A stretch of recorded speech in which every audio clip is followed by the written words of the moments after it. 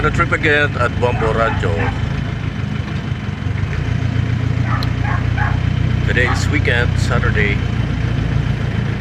We're about to record dramas for Jello Drama Production Center.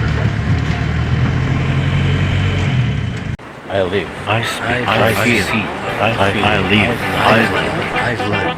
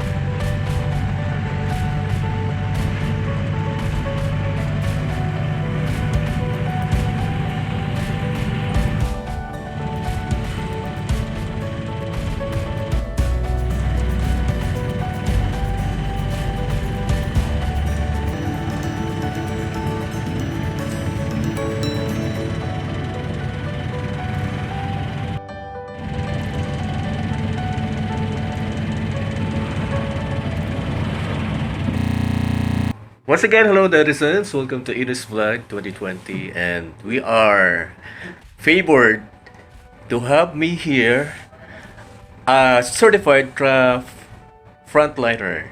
Yan. Edit na lang po yung iba. At naka-mask pa talaga siya. Ano bang klaseng mask yan? N95? Ako surgical mask. Surgical mask. Oh, advisable ba yan na talagang gamitin nyo sa hospital? Kasi hindi ka pag ganito, parang hindi ka maulapit. Ito naman sa akin. Ano ba ito? Improvise. Improvise. Huy, mahal ang bili ko nito, pati yung delivery fee. Nakakainis, nasa 300 plus. Napasubo ako Ayan ganyan. Ninja mask. Kumusta naman ang ating situation sa BMC? Okay naman po. Sana din natin madagdagan. Ha? Ma-retain lang. Ma-retain? Sana negative na yung iba. Mm-hmm. Ano ba yung bagong balita na nagkaroon daw ng positive sa yung mga employees ng City Hall? Rapid test yun. Ano ba ang difference ng rapid test Parang screening lang. swabbing? Once mag-positive ka, confirmatory. Ano ba yung screening? Yung kukunan ka lang ng dugo? Dugo lang, walang phlegm na involved. Confirmatory yung to. Confirmatory yung swabbing na dyan. Yung nose, saka mouth. Yun ang pagkaiba. So ano ba sa palagay mo? Ano ang insider's report? Ano ba to? Tatagal ba to o mawawala na si COVID? Tingnan na lang natin. Depende yan sa tao. Papasukin mo naman ako dyan. Sana ma-retain natin hanggang katapusan na wala madagdag. Ganun ba? So ano ang solusyon? Yun pa rin, yung protocol. May pick-up na bagang new normal. Pero almost the same lang siya. Mga distancing, mga alcohol. Ayun. Iwas-iwas pero may tao na. Iiwas sa tayo. Saka, dapat laging maganda yung katawan mo. Kasi ang virus, treated as any virus baga, pag okay ang katawan mo, dadaan lang yan. Pero kung mababa ang resistensya mo, ang virus, tatamang ka talaga yan. Magkakasakit ka talaga. Okay. Tapos always kung maligo na, hugas kamay. Always proper hygiene. Sa situation ko ngayon, nagkaroon ako ng sipon ngayon, hindi ko pa rin malaman kung bakit. Meron kasing normal lang yun itong virus lang na virus. Normal lang yung cold virus. Kasi ang pag-COVID kasi itatanungin sa iyo, may travel history ka ba? Kung ikaw mismo or travel may story. expose ka doon sa mga taong Meron nag-travel na. or considered na nag-positive. Considered bang nagta-travel pa rin yung mga outside Naga City na nakakasalamuha namin dito sa drama room? Ito nag-travel to. Itong isang ito.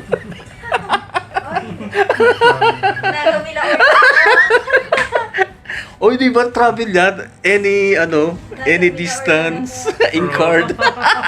Ito si Joe. Siyempre yung travel history mo na ganun po. Mga ganun. Oo. Ayun. Saka depende man sa distansya. Kasi kung sabihin na natin naga, ang naga malaki. May sarang part lang dyan na may nagpapositive. Tapos kung nasa kabilang part ka naman, positive mag-positive ka. Sige na nga. Napapatagal na po tayo at nakukonfuse na kami. Huy! Eto rin po, oh. Ano naman masasabi mo? Isa ng traveler. From Kapugnasan, Milaor to Naga. Ito mga lupa. Thank you, RJ. Ayan. Ito mga lupa. Ito si Nerio, nagsasalisi na naman eh. Ano na naman ito sa kanyang FB. Well, anyways, mga netizens, yan po ay first-hand information from an insider or frontliner na talagang sinasaluduhan natin dahil nasa bingit palagi ng COVID. COVID ano ba yun? ako tuloy ang mag-edit ito. Nasa ano nga yung maulakitan ka sa English? COVID transmission? Infection. Oy, edit ko to. Ayun. Nakalimutan. Nakalimutan din niya. May edit mental block, may mental block siya. Kuya, may edit mo yan, hindi dahil. Grabe talaga to.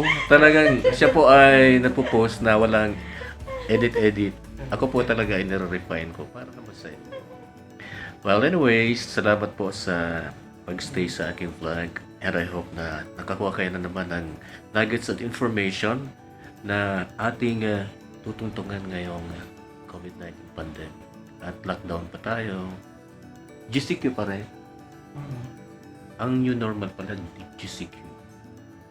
GCQ is equals to the new normal. Pero comment down kung ang new normal, abnormal sa inyo. Sige nga. Yan lang po at maraming salamat.